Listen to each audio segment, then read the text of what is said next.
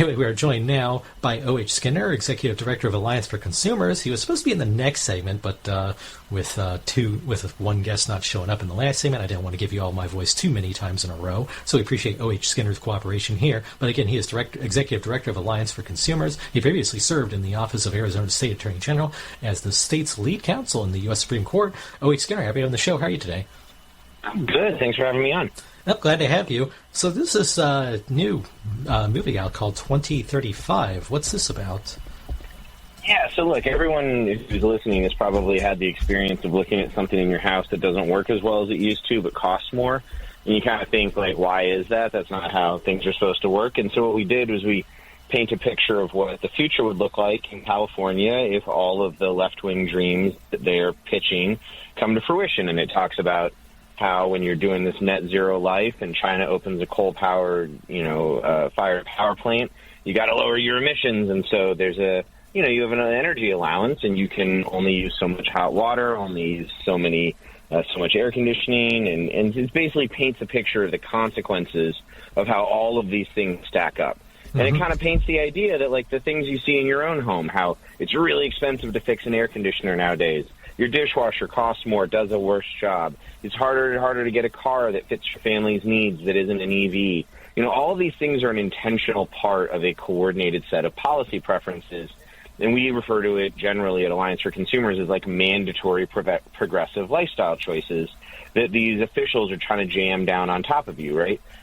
And so we're trying to paint a picture so that people can see the realities of where things are headed if we don't push back. Yeah, and these are the nutcases out there. I just saw this new study in the last couple of weeks where they're talking about how, if you're in the city and you have your own private vegetable garden or something, that's bad for the environment too. And they're just really dedicated to making everyone have a horrific life if all their stuff comes to fruition. Right. The key here is they're not solving for what you and I are solving for, right? They're not solving for making your family's life better. They're not solving for allowing you to drive 3 or 4 kids around to go to school or other things.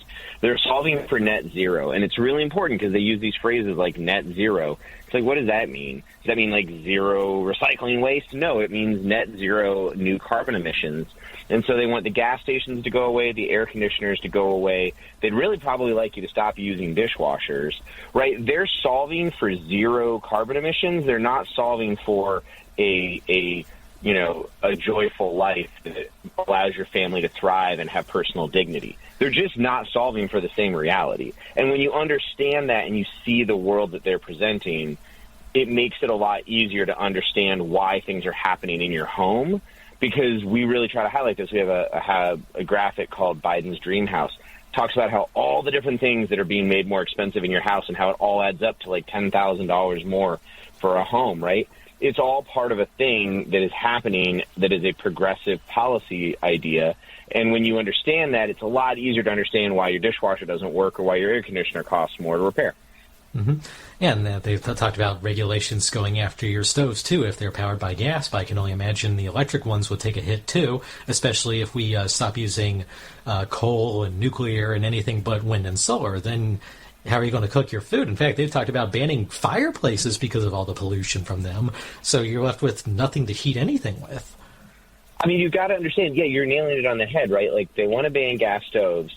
They want you to switch to electric. But then they're driving up your electricity prices in places like California, right? And then, one of the things that we have in our movie is it's a 6-minute short film. It's at preparefor2035.com. But one of the things we flag is they don't want you eating meat, right? If you want to understand what that looks like, the New York Attorney General has sued meat producers under the premise that you can't grow beef and have it be carbon neutral. Right? They literally want them to stop making all the things that the left doesn't want them to make. It just, happens to align that it all matches a progressive lifestyle, right? They want you to live like you're, like you're Nancy Pelosi. And if you can't afford to live like Nancy Pelosi, then you just won't have the refrigerator. You won't have the dishwasher. She'll be able to afford a $15,000 refrigerator. Too bad, that you just can't make that choice. There's options that are available if you're her. Mm-hmm. And they feel that they're entitled to that too. There's a bit of an elitism there. Like they want you to have net zero emissions. You can only drive an electric car, and you can only charge the electric car if the grid happens to be on that day. Whereas in their case, they're jetting around in jumbo jets, private jets. Each one of them probably pollutes more than the average person does in a year, and that's just one flight. Yeah, and that gets to this, like, there's a hypocrisy component to it. But I think it's really just important for everyday people to understand that, like, all of these rules and regulations, they're all pushing for a set of goals that are embodied in our movie. And those goals are probably going to make your average person's life pretty miserable. And the people in charge kind of don't seem to care, right? Because they're not solving for your joy and happiness. They're not solving for you being able to buy the products that work for you. And they're not solving for the things that you care about. So just be aware. You know, one of my favorite lines to people is, your dishwasher doesn't work, not because somebody doesn't want to sell you one that does work. Companies don't make money by just making everything worse. It's that the government won't let them. And then they ask me, why does the government not want them? And then that opens a conversation about the entirety of this movie, basically, about all the little ways that they're pushing on your everyday life and actively making it worse because of ideology. And when they finally get us to their net zero goal, where it's a zero for everyone except those in charge, what does that really do for the planet? How does that help anything? Because they're stopping us, but they're not stopping any other country. And that gets to what part of what we were flagging in the movie is, you know, at the end of the day, what's so hard about all of this from an everyday person's perspective is everybody wants clean air and clean water and a safe place for their kids, right? But somehow that has been hijacked, and when they say green, you think, oh, that's better for the world. But they're not talking about clean air and clean water. They're not talking about a safe place for your kids to run around. Everything is in furtherance of net zero, as if that somehow makes things safer or better, right?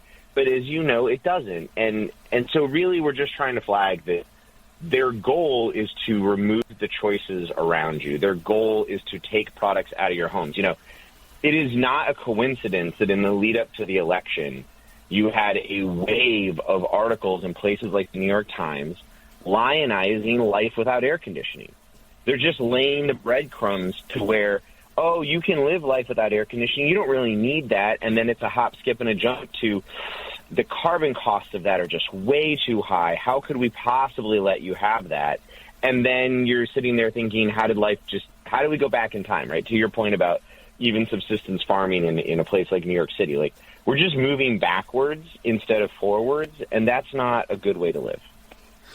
No, and the people who vote for this, too, you know, we have to make this apparent to them. It's not solving a climate crisis. It's not really helping the planet at all, because for everything we don't pollute, someone else does. Instead, you're just uselessly making yourself miserable so you can say you live a miserable lifestyle. What's the point to it? Yeah, and I think it's important for people to know that, you know, when you explain to people that a lot of these green policies just boost the Chinese economy or are going to be undone by China, it makes the pain seem very, very, very pointless. And I don't want to be clear. I have family members who live in Marin, California and want to drive an electric vehicle and live in a tiny house and not use air conditioning. And, you know, that's good for them. You know, I'm happy for them to live like that. I just don't think everybody in Tulsa and Plano or Des Moines should have to live like that just because Nancy Pelosi and Chuck Schumer or some bureaucrat at the EPA thinks they should. That's not how life should be, right? You should be allowed to make choices for your own family, and people should be allowed to live these kinds of choices out that work for them. And that's the most important message from the movie, if I had anything, was this is what's at stake, and you need to recognize that this is what they're pushing for, because if you want to live differently than that, you need to speak up.